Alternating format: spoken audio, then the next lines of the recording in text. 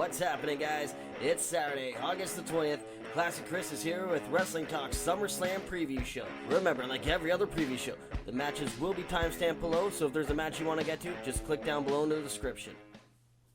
Now, SummerSlam, one of the big four. I've always been a big fan of SummerSlam growing up. Always one of my favorite pay-per-views. That's where Ultimate Warrior became Intercontinental Champion for the first time. That's where Bret Hart and Davey Boy Smith put on that clinic for the Intercontinental Championship at Wembley Stadium. So many great matches at SummerSlam. This pay-per-view, there's some matches I'm looking forward to, and there's some matches I'm not looking forward to. And during this preview, you're going to notice exactly how I feel about certain matches. So let's get right to it. We got the Kickoff Show. Neville and Sami Zayn teaming up against the Dudley Boys. Now, this is a match that I'd rather see on the actual pay-per-view. A match like the SmackDown Women's Tag Match, that could be on the Kickoff Show, because to me, Neville and Zayn versus the Dudley Boys is going to be a really good match. The Dudley Boys, even though they've kind of been a shell of their former selves, not really the Dudley Boys I grew up with, not really the Dudley Boys that were in WWF. Right now, with their current run, it doesn't seem like WWE is taking the Dudleys seriously, and that's not cool because I'm a big Dudleys fan, and when I watch their matches, I get the feeling that they're just out there collecting a check because they've been jobbing to everybody. I don't see the Dudleys going over in this one. I see Neville and Sami Zayn winning this one, but it's going to be a good match. It kind of sucks what they're doing with the Dudleys, but that's just how the E's been lately. They seems like a lot of the people that I like, they don't get treated the best, but screw that. We're going to move on. SmackDown's 12-man tag match. Now, I, for one, am sick and tired of these multi-person tag matches. Teddy Long and SmackDown kind of ruined that for everybody. We're going to make this one an 18-man tag match. Now, come on. No one wants to see that anymore. Like, I understand SmackDown's trying to build their tag team division. Well, if you want to build up your tag team division, why don't you just have some crisp, solid matches between the teams individually? That's also skipping that. That's the Kickoff Show. Now, let's get to the pay-per-view. First match we're going to talk about is a match that I felt should have been on the Kickoff Show. The SmackDown 6-women tag team match. We got Carmella teaming up with Becky Lynch and Naomi, taking on Natalya and Alexa Bliss, because Eva Marie has been suspended for 30 days, which is quite funny that the WWE's on this suspension kick. Paige suspended, and so on. It's kind of funny when you think about it. It's probably trying to get eyes off the Roman Reigns situation, I guess, but who cares? So this match, you know, it seems like they're trying to establish the women's division over on SmackDown. So, like I said before about the SmackDown tag division, why don't you just have singles matches with these ladies? Let them put on a show that you know they're capable of doing, and let's move on. Because to me, this match makes no sense. I don't really care about this match. To be all honest, this match comes on, that's like probably like the bathroom break. They go out and have a smoke break. Like, you know, nothing against these women. It's just, I'm not feeling this feud at all. I'm not feeling this tag match. So, like I said, moving on. We got Cesaro taking on Sheamus in the first match of a best-of-7 series. Wait a minute. First of a best-of-7? Didn't they have matches already on the first 2 weeks of Monday Night Raw? Like, you know, under this new era, the first 2 episodes of the Monday Night Raw under this new era, Sheamus and Cesaro fought each other. Cesaro won both matches. And so you're going to put them up in the best-of-7 series? Wow, that is bad booking. I'm sorry, but you're gonna lose like a lot of clout with this feud because no one wants to see these guys go 7 matches. And that's what's going to happen. So it'll be like in the last month, maybe 2 months, they're going to fight 9 times altogether. I don't think so. That's just boring. No, thank you. But I'm going to pick Cesaro to win this one. He's won the last 2. Just seems like the obvious choice. Next up, we got the residential mooks, these guys that I cannot fucking stand, Enzo and Cass, the residential goofballs, the residential morons, if you will, taking on Chris Jericho and Kevin Owens. Now, I'm not knocking on them as wrestlers. I just don't like Enzo and Cass, how they come out, say the exact same thing every time. Oh, you don't like us, you bunch of haters?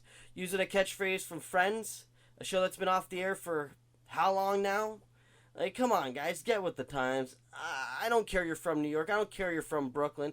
The fact that you guys ripped on the Toronto Blue Jays probably pisses me off. And all I gotta say is Enzo and Cass, who won that series? The Blue Jays did. Who's in first place in the AL East? The Toronto Blue Jays. Who's in second last in the division? New York Yankees. Just saying. I cannot stand those mooks. I really hope Jericho and Owens kick some ass. I don't see it happening, though. For some reason, the WWE just loves Enzo and Cass. It makes no sense. I guess people just like hearing the same regurgitated shit every time someone comes out. Like, I'm sorry, it's a bit repetitive, it's a bit ridiculous, and it's insulting my intelligence. I do not like these guys. When Cass talks, I talk like I'm a freaking moron. I don't know if I'm supposed to talk this slow, or is that character, or how I'm really that dumb. I don't like it. You spell soft retardedly. I guarantee you, like I said before, there's going to be some idiots out there that actually think that's how you spell soft. I hate this tag team. The fact that they're on TV all the time pisses me off. But as much as I want them to lose this match, I honestly think they're going over. Those guys are future tag team champions. They're the ones that are going to take the belts off the club after they defeat the New Name. Just saying. That's just how I feel. I don't like it, but that's how WWE is going to do things.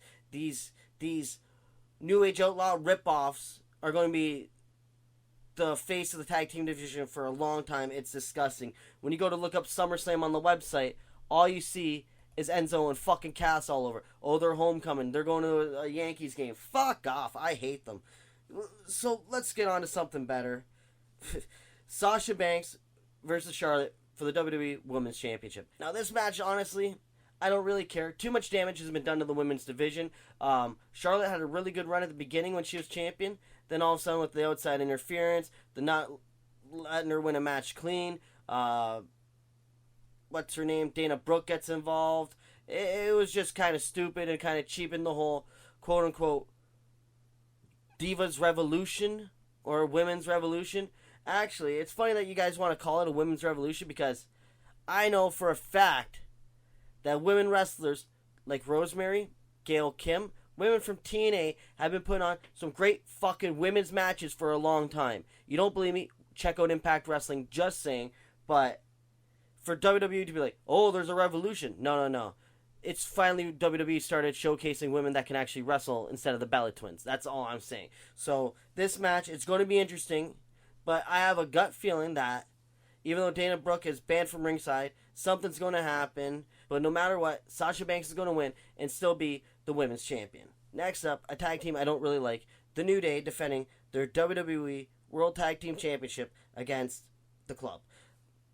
Now, Gallows and Anderson, they're probably the best tag team the WWE has. Hopefully that they see that, and at SummerSlam they become the tag team champions, because I'm sick and tired of New Day as champions. But for some reason, I have a feeling that they're just going to keep the belts on these guys so they can be just the longest running tag team champions. Because it's funny. In the past couple of years, how many times have we had the longest champion ever in the WWE? It's like, oh, these guys are the best because he was the longest running champion. No, it's just how you're booked. The New Day has not defended the tag team titles in a long ass fucking time. Look it up. The fact that they're still the tag team champions is ridiculous. The crowd finally likes them now. They started off as heel, then they kept doing the same old repetitive shit, and all of a sudden, they're fan favorites now. They go into that feud with the Wyatt family, never even defending the tag team championship. Ridiculous. So now they're facing a real tag team, and hopefully at SummerSlam we get new tag team champions. I'm picking Anderson and Gallows to win. I want the Club. I want a real tag team to have those championships. Next up, a match I'm not really feeling. The Miz defending the Intercontinental Championship against Apollo Crews. Now, Apollo Crews can go in the ring. Miz, he's there. Just saying. But in a match where the Miz is the worst worker in the ring, that's not a bad match because the Miz isn't that bad. He's better than John Cena. But that's not saying a lot. I'm not a Cena fan, but this match, I see it being mildly entertaining. And you know what? I don't even care, but for how things are going, I don't see the WWE taking the Intercontinental title off the Miz yet. They got a hard-on for the Miz. It's crazy the amount of championships this guy has held. But, you know, they love him. They love the Miz. I'd rather see Apollo Crews with the championship, but I don't see it happening. I see somehow the Miz cheating and retaining his Intercontinental Championship. Next up, a match that, oh my god, this is like, take me back to WrestleMania last year. Not the one that just passed. I'm talking about 2015's WrestleMania. Or no, the one where John Cena faced an undefeated Rusev for the United States Championship. This feud has the identical makes of the John Cena U.S. Championship run. The exact same. Rusev, this monster, this destructive force that's just been manhandling his competition, just dominating over everybody. All of a sudden, the Roman Wrecking Ball comes out, spears, punches. That's what's going to happen. At SummerSlam, we're going to see a new United States champion, and that will begin the reign of terror of Roman Reigns with that United States Championship, because I don't care what people think, Roman Reigns is not going to be out of their main event picture for long. Sure, he was suspended, but that doesn't matter. They just probably did that to show you, oh, see, Roman's just like everyone else. He could be suspended. He's not the chosen one. Actually, he is. He's going to be the guy taking over for John Cena, which fucking sucks, because Roman Reigns is not cool. He can't cut a promo, can't work in the ring. It's just how he looks. It's ridiculous in how they choose their top guys. He's got a look that he likes. Well, how about getting over at the crowd? Like, Daniel Bryan was so over, it took him a fucking year to become champion. Roman Reigns, in the span of a year, has already been champion 3 fucking times, and now then gets suspended, gets multiple title shots. Now, he's going to be the United States champion. Just ridiculous. Just ridiculous. This match, I don't care about, because we all know it's going to end one way. Spear, new United States champion. Roman Reigns will be the U.S. champion at the end of SummerSlam. Ridiculous. Moving on. Now, this next match, everyone knew that this match was going to be booked. John Cena taking on AJ Styles again at SummerSlam. Now, this is the first time, though, Styles doesn't have the backup of the club. And if you notice recently, WWE hasn't been taking Styles too seriously on SmackDown, because he's the guy that took a clean pin to Dolph Ziggler. Yes, Dolph Ziggler, the same guy that's going to be facing Dean Ambrose for the WWE Championship later on that night at SummerSlam. But we're going to get to my feelings on Dolph Ziggler. Don't worry, guys. I'm going to let it out. But AJ Styles, basically, when he came in the Royal Rumble, most over guy in the company, John Cena comes back. Immediately, you feed AJ Styles to him. AJ got the first win. Of course, it was controversial because the club interfered. Remember how John Cena's like, there's no way you could beat me one-on-one. And now, then the next pay-per-view, we get the 6-man tag match. Cena, Enzo, and Cash against the club. Cena gets the win over AJ Styles. Now they're in a singles match. John Cena cuts the same exact promo that he always does. I'm here every day. I'm the first one here, last one to leave. I always show up. Fuck you, John Cena. How about you learn a new promo? Just saying. So, you're going to take on AJ Styles, and I'm a big AJ Styles fan. Happy to see him come in the WWE. But when I seen this feud being made, you can just tell that AJ will win the first one, but he'll lose the next 15. Just saying, it's happened to everybody else. Just ask Kevin Owens, Bray Wyatt, Dolph Ziggler. How about Damien Sandow? Just ask how matches with John Cena elevated their careers. Just saying. It's ridiculous. But I'm an AJ Styles fan. I think AJ Styles is going to bring out the best in John Cena. It's probably going to be one of the best matches John Cena ever had, but AJ Styles is not going to win. As much as it hurts me to say, John Cena is going to get a clean attitude adjustment pin. It's going to hurt me to see it, but it's going to happen. Next up, Brock Lesnar taking on Randy Orton. Now this match, they're building it. It took 15 years to make. Basically, they're trying to build the whole pay-per-view around this match. Not a bad match if you want to build it around, because it's Brock Lesnar. They came in around the same time, both had OVW and everything like that. But both were the youngest world champions at their time. And now they're finally going to face each other. And I'm sorry, but I don't see Randy Orton having a chance in hell. Brock Lesnar is a fucking beast. Came off his UFC win, was pretty damn dominant. And now he's going to go into his first match back at the WWE. There's just no way that Randy Orton is going to win. Brock Lesnar's too big of a draw. To me, if someone's going to beat Brock Lesnar, the conqueror of the streak, it's going to be a big push for somebody. And I don't see Randy Orton getting that push, because Randy Orton was already their guy. He's been world champion. It'll do nothing for his career. In fact, a match against Brock Lesnar and a victory could really help out somebody. I don't see it happening for Randy Orton. I see a shitload of suplexes in his future and an F5 to end it. I'm picking Brock Lesnar to win this one. Next up, we got the WWE World Heavyweight Championship match. Dean Ambrose defending his championship against Dolph. How the hell did I get a title shot? Ziggler. Okay. This is a very interesting story here because Dolph Ziggler, for the longest time, fans have been crying, push Ziggler, push Ziggler, push Ziggler. In fact, I was even a big Dolph Ziggler supporter. Like, I liked watching his matches, but that was a few years ago.